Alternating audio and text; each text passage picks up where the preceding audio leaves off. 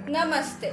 हमारे अंदर के ईश्वर को आपके अंदर के ईश्वर से नमन करते हुए आज की वीडियो की शुरुआत करते हैं। हमारी भारतीय संस्कृति जो पहले से ही नमन करती है, जिसको आज सारी दुनिया अपना रही है। फॉरेन कंट्रीज में गले मिलना, गाल से गाल लगाना, ऐसे स्वागत प्रथाओं के वजह से कोरोना आज वैश्विक महामारी बन गया है।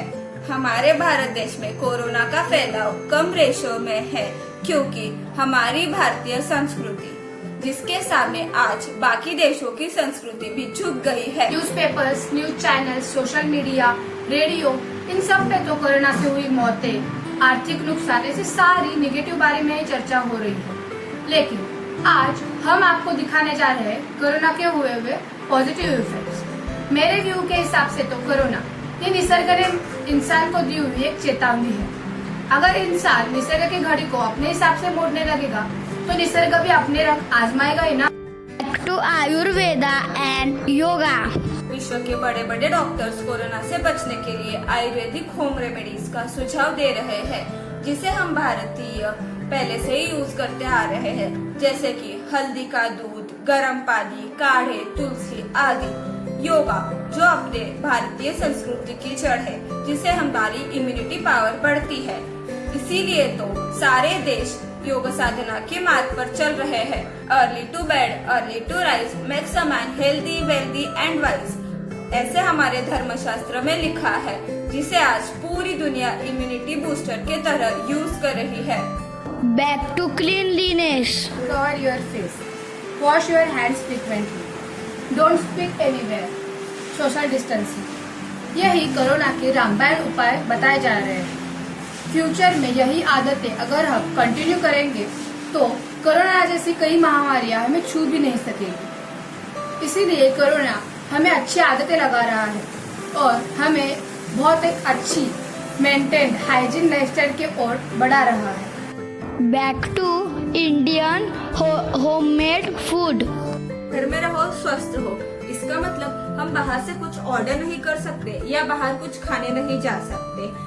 इसीलिए तो जिनको फास्ट फूड खाने की आदत सी हो गई थी, वो अब घर बैठे हुए कुछ बनाने की कोशिश कर रहे थे, जिसकी वजह से उनके अंदर का शेफ बाहर आ रहा है और उनको घर के खाने की कीमत भी समझ आ रही है, तथा बाहर के खाने पर होने वाला खर्चा भी टल रहा है। कोरोना की वजह से शाकाहार, फ्रूट्स इत्यादि की कीमत भी समझ आ रही है। WHO के मुताबिक वर्ल्ड वाइड एक भी पेशेंट शाकाहारी नहीं है, क्योंकि दाल, चावल, सब्जियां, खिचड़ी, इनमें से जो प्रोटीन्स, स्टार्च मिलता है, वो इम्यूनिटी पावर बढ़ाने में हेल्प करता है। Family time. लॉकडाउन के इस समय में हम सारे अपने परिवार के साथ समय बिता रहे हैं, जो कई लोगों को उनके बिजी शेड्यूल में नहीं मिल पाता, जिसके वजह से हमें अपने परिवार के सदस्यों की खूबियां समझ रही है और रिश्तों में प्रेम, आदर, सम्मान, विश्वास दृढ़ होता जा रहा है। Back to old entertainment sources.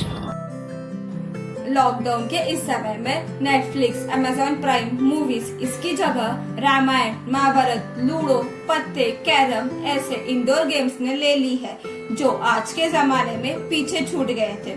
Ramayan, Mahabharat ऐसी मालिकाओं के द्वारा बच्चों पे अनेक संस्कार हो रहे हैं। पार्टीज, किटी पार्टीज, थिएटर ऐसे वेस्टर्न कल्चर का फैड उतारकर अब हमें भारतीय मनोरंजन साधनों के तरफ बढ़ना चाहिए। Effects on economy.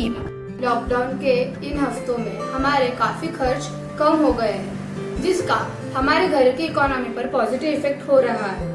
कई लोगों का ये मानना है कि लॉकडाउन और कोरोना वायरस के वजह से देश और विश्व को आर्थिक नुकसान झेलना पड़ रहा है, लेकिन इस चीज को भी हमें पॉजिटिव वे से देखना चाहिए। खाना, एंटरटेनमेंट ऐसी सारी चीजें घर पे ही होने के कारण हमारे व्यर्थ खर्च टल रहे हैं।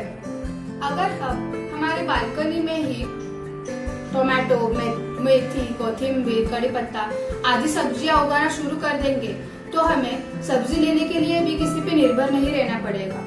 कई लोग तो मास्क, सैनिटाइजर आदि चीजें भी घर पे बना रहे हैं और पैसों की बचत कर रहे हैं।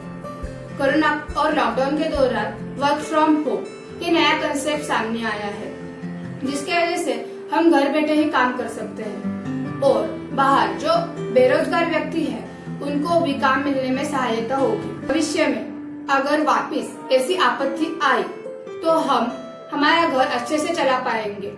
कई लोग लॉकडाउन के दौरान जो मॉल और बड़ी दुकानों से सामान खरीदते थे वो घर के पास के किराना दुकान, सब्जी मार्केट, छोटी दुकानों से सामान खरीद रहे हैं, जिसके वजह से छोटे दुकानदारों को भी आर्थिक सहायता हो रही है।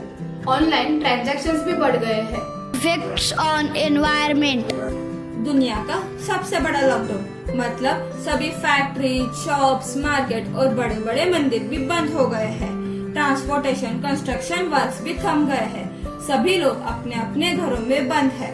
गत वर्षों में पोल्यूशन इतना बढ़ गया था कि भारत के कई बड़े बड़े शहरों में तो शुद्ध हवा भी नहीं पाई गई, नीले आसमां भी नहीं दिखते थे। भारत की मां माने जाने वाली गंगा, यमुना, गोदावरी का पानी मैला होता जा रहा था। फैक्ट्रीज, व्हीकल्स के धुआं, आवाजों की वजह से नॉइज और एयर पोल्यूशन भी बढ़ता जा रहा था। तो अब जब सारे लोग घर पर बैठे हैं तो वर्ल्ड पोल्यूशन 60% से कम हो गया है और नाइट्रोजन ऑक्साइड 40% से घट गया है।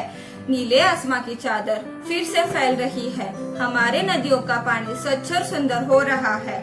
पशु पक्षी आजादी से घूम रहे हैं। हवा में ऑक्सीजन की मात्रा बढ़ रही है।